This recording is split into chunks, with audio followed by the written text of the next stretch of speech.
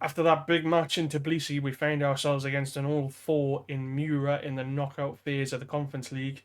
Can we get past them in these two legs to get through to the round of 16 proper? Let's see. Roll that title.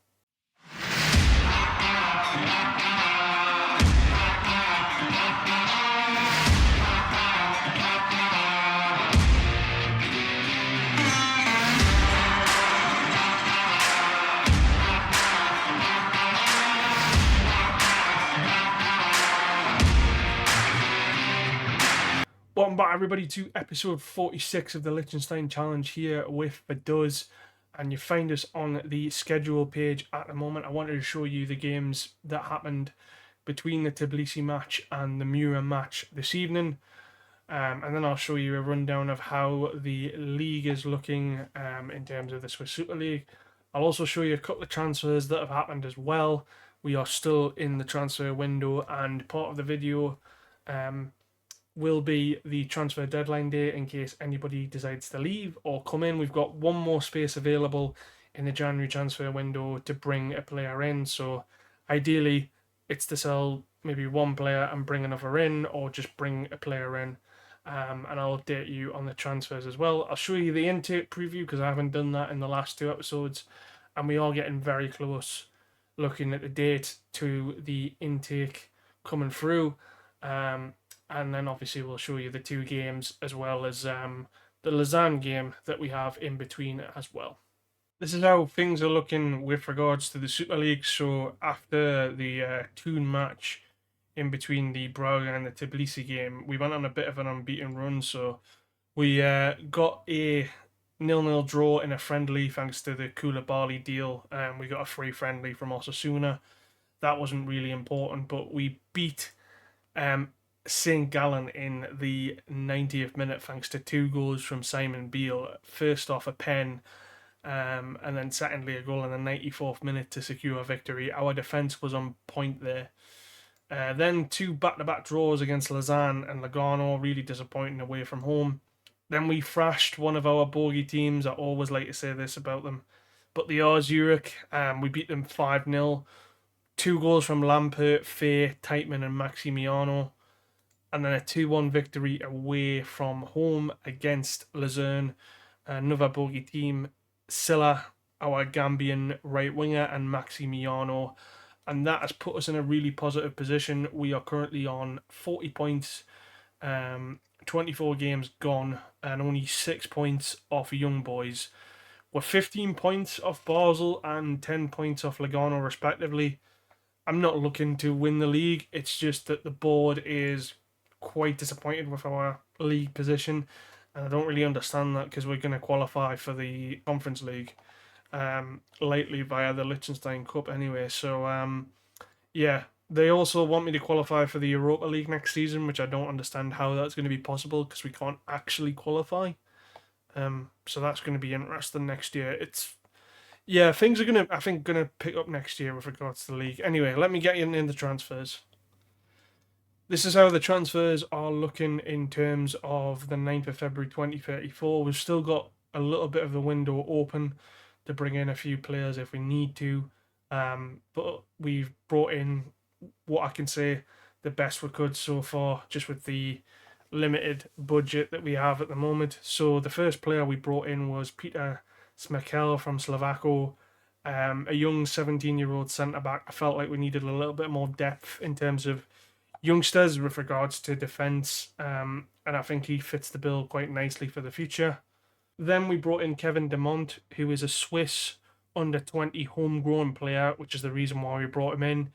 He's on a bit of wages and a loan fee, but he's come in from West Ham and is doing a decent job at left midfield, attacking left midfield. There's no, as far as I'm aware, with regards to the deal, permanent option to secure the transfer. I just needed somebody to come in and do a job, and I think he is the right guy for what we need right now. And then we picked up Javier Jo, who we also picked up Kamara from, which was Beleres for 20 grand. Hot prospect immediately. Trying to develop him, trying to get him on loan to Liechtenstein clubs. I don't think that's going to work. If it doesn't, then we'll end up just slotting him in the reserves for a couple of years, but he looks really promising, just like Kamara did. And then we signed Mario Diaria, who is Australian slash Italian striker from another Spanish club, Badalona. 105k. I think he's developing really nicely, and he's instantly been loaned back to Badalona. But somebody I just wanted to take a punt on, and if he doesn't become one of our players, I think there is potential for us to sell him on for a nice profit. And finally, somebody who I've had on my shortlist for a bit, Turacanu. We signed him from voluntary for 600 grand. Good young little centre midfielder who I think will do a job for us. Just what we need. I'm trying to build up the under 18 and 19 team because it's getting a little bit thin on the ground. But as I say, with most of these signings that we brought in, apart from Dumont, if they don't develop or if they don't make it to the first team, hopefully we can make a profit. Anyways, with regards to transfer sales, the main ones have been Austin Sarni, who's left eventually. He has got Liechtenstein nationality, which is great. He left for Rivers United in Nigeria. Then we loaned Wallace out to our affiliate Real Murcia for 2 years. Hopefully that leads to him getting Spanish nationality, and then he won't be registered as a Brazilian. We loaned out our hot prospect, Roland Freund, to St. Paddy's Athletic in Ireland. So hopefully he's going to develop for the remainder of the season and next season as well. So we'll have him back in January. We decided to sell Budzik, who I just don't think has developed very much. I do believe we have some percentage clauses on him, though, even though we sold him for 115k. Christian Weber has decided to leave the club. He is now a Liechtenstein national, but I couldn't get anything in regards to a transfer fee on him, which is really annoying. And then, as I mentioned, a couple of loan deals out of there. Just wanted to show you quickly a couple of other players that are going to be leaving the club on a free. So Zelenka is going to be one of them. He is going to be joining FK Pardubice in the Czech Republic. Yeah, sorry if I butchered that name. Another one of these players that just didn't develop, and we couldn't make a profit on him. We've also lost Marek as well. He's going to go and join Varazadin. Hasn't really developed as well. Also, Alexander, the Ukrainian left back that we had for a while, hasn't really developed. He's going to join Puskasek Academy in Hungary. And finally, Henry Bellinger is going to join Brunswick with Weber in the summer, which is a bit disappointing since he was a high prospect. I did try to get him out on a profit, but unfortunately that wasn't the case. So those are the updated transfers. Let me show you the intake preview. This is the intake for the 23-24 season, and while I'm disappointed it's an average intake, I'm hoping that goalkeeper, who is a C, is going to be a really good player. Disappointed overall with Ian Taylor's way of picking the youngsters this season. It's not particularly great compared to the last couple of intakes. I understand that. I don't think his position is under threat because he's a perfectionist. However, his expiry date is the end of the season, so we may look at a new head of youth development. I haven't decided yet, though. Here we have the team for the game against Mura away this evening. I've gone with Van der Gouw in goal, Engler, Adogu, Kaminski and Morris in defence, Zakuini in anchor role, Lampert and Teitman in midfield, Silla, who is performing really nicely and he is developing very nicely, by the way. Wanted by a number of clubs, which is really frustrating, but you can see the reason why I've put Silla in the team. Kevin Dumont, who is doing okay for us, and also Maximiano, who has recently just signed a new deal, which is great. We've got Lewis Pastor on the bench, and then we've got Kenneth Cassar, who hasn't been particularly playing well in recent matches. Then we've got a surprise one, Matteo Spahio, and Serban in the defence instead of Faye, because Faye has decided that he wants to throw his toys out the pram and has decided that he wants to leave the club. I'm not accepting anything less than 15 million. The bids that have come in have been below that, and now he's decided that he wants to leave on a free. We'll deal with that when it comes. We might deal with that in the January transfer window, who knows? But at the moment, he's our best defender at the club by a mile, and I don't want to let him go for cheap. Then we've got our young left back Tim Schultz, who plays in the under 18 team. I felt like putting him into this game just on the bench because we don't have very good cover at left back. Martin Schubert, who might be leaving the club at the end of the season because his contract is out, and I think it's time for him to go, as well as the fact that he's also got Liechtenstein nationality as well. We've also brought Patas up for the European games. I'll explain him and maybe at the January transfer window. At the moment, there's either Patas or Ricardo Rambaldi. I don't know out of the two which I want to promote to the first team because they're developing really nicely, and I feel like if we don't promote this guy, he's going to go like the others, and I think this guy is potentially one for the near future. Then we got Forster Muller on the bench, Simon Beale, Ozdemir, Akurek, and Gilholm, who we need to start playing a little bit more. So Maximiano is under pressure. The only significant players that are missing out is Kamara because he's not fully fit, and the same goes with Alejandro as well. Let's get into this match against Mura. Here we are for the match in Slovenia's capital. Mura are not playing at the local ground. Let's see how we get on. First highlight, it looks like it's going to be us, and oh my god, Engler. That would have been perfect. He's offside though.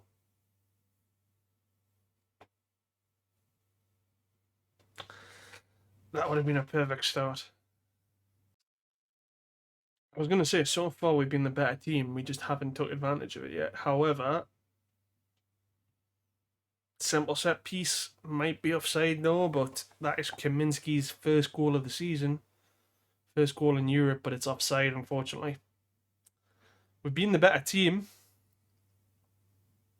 Maximiano with the header. He is just offside, mind you. Just, I might.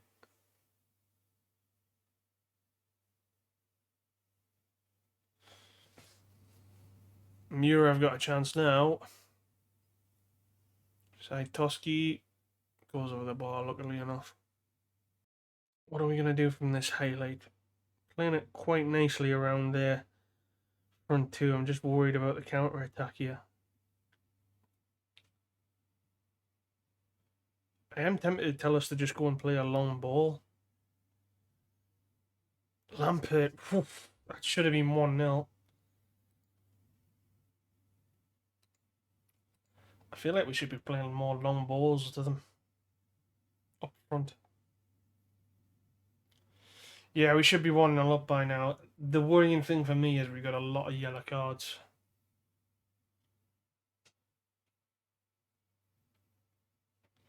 But so far, we've been okay. 7 shots, 1 on target. They've had 6 shots, 3 on target. We've had the better XG, though. Maximiano. Zaccoini. Is that another offside? I'd be very disappointing if it is. That's 3 offside goals now. All from set pieces, and he is way offside.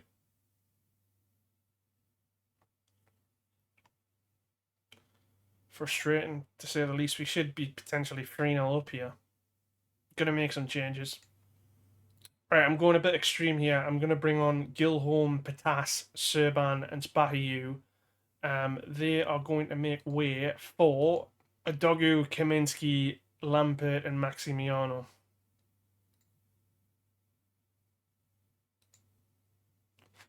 We've got one more sub left, but I just feel with the amount of yellow cards that we've got, we need some form of change.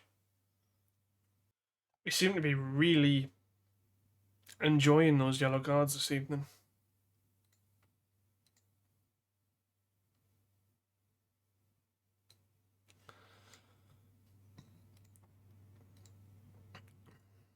Just going to bring on Akurek for the last 12 minutes or so, just to see if that makes a difference. But we will be making changes in the second leg, no matter what happens here.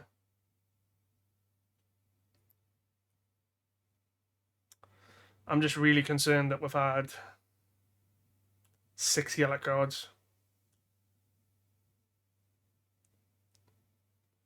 That was a wild chance from Spahiu there.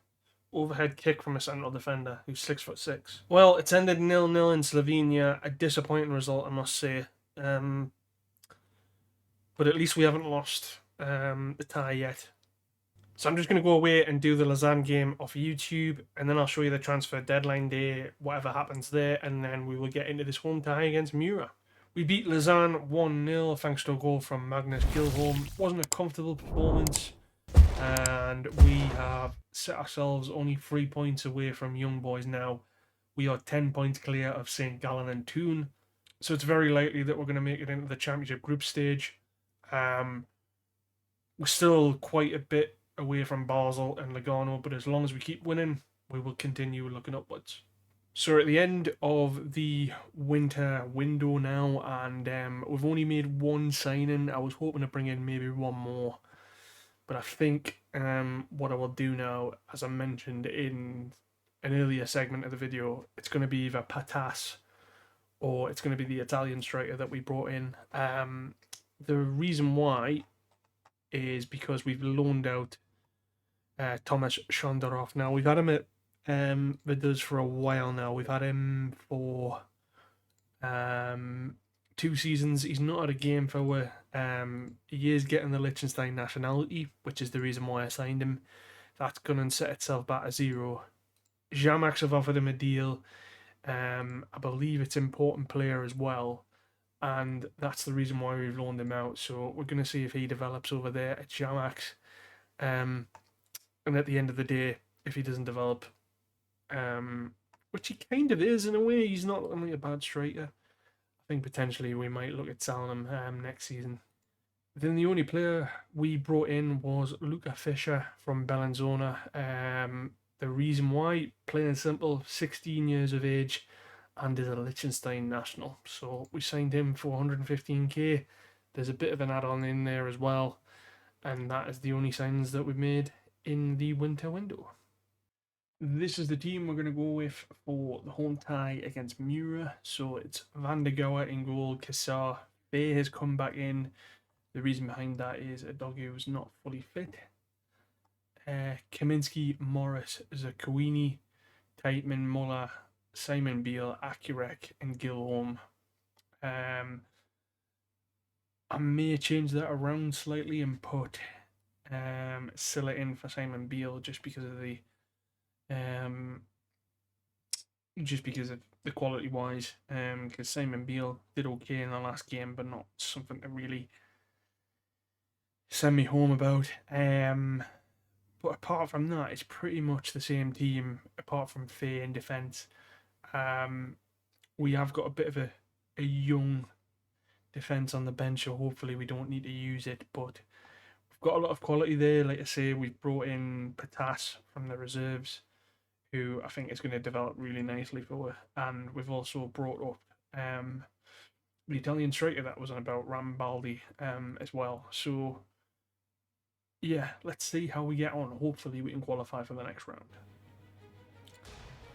Here we are for the home tie. It is 0-0 at the moment on aggregate, and we basically just need to win the game to ensure that we're in the round of 16. Mura's gone with a 4-4-2, we've gone with a 4-3-3. Hopefully, fingers crossed, we can win and get through to the next round. And as usual, nobody from Liechtenstein has turned up. I say nobody. A couple of fans. Fingers crossed we can get the win though. Free kick, Gilholm in the 8th minute. Just as it elapses there. Oh, that would have been a perfect start for us if he'd scored. Unfortunately, that's not the case.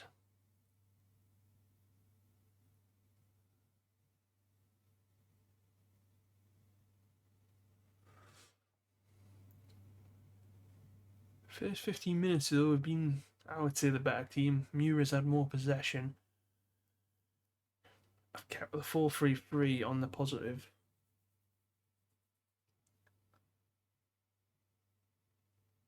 It almost looks like they're playing a 4-2-4 with the average positions you can see here.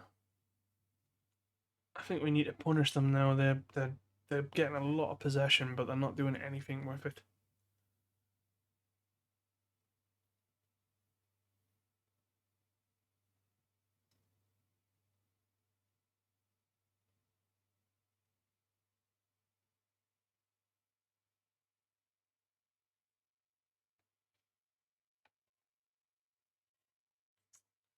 "45 minutes, no goal yet so far.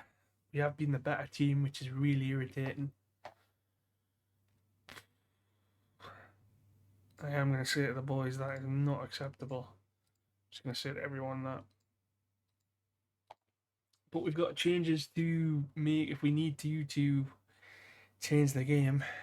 Certainly something I'm keeping an eye on.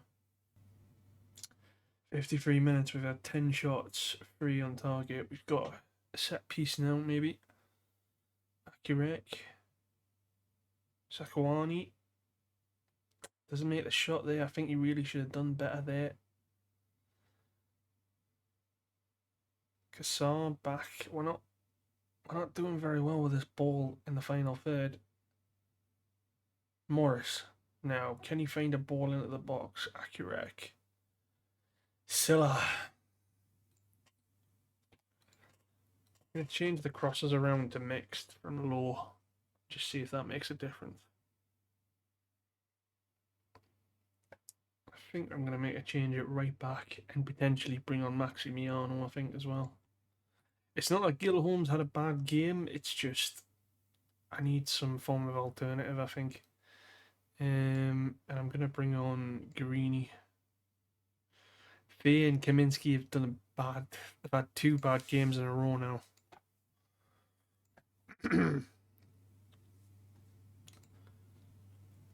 Which is really concerning. Silla plays a ball in, but Tello picks that up pretty easily. I think they're going to have to play it long, or they're going to have to play it at one of the centre backs because Maximiano is putting them under enough pressure.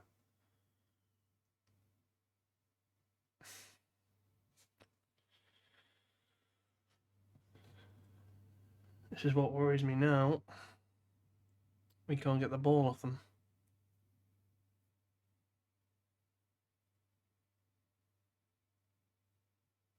Maximiano, though, brilliant.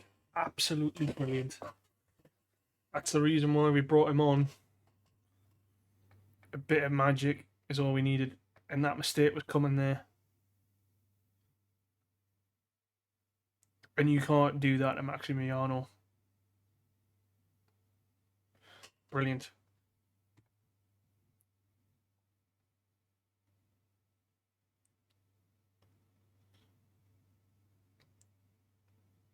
I think now we maybe look at some other changes. So Dumont.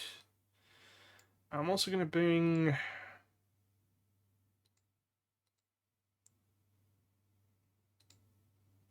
Yeah, I'm also going to bring Rambaldi on. I'm going to make him an inside forward on attack. And we're also going to take off Faye for Spahio. I think those are the changes. I think that's all the changes we can make, unless we go to extra time, but fingers crossed we don't. But I feel like we needed some changes there. We've been all over them. It's just they've had more ball possession for some reason, I don't know why. 88 minutes gone, are we going to get any more form of extra time? 4 minutes. Mura have not had a single shot all game. Spahiu off the bar there.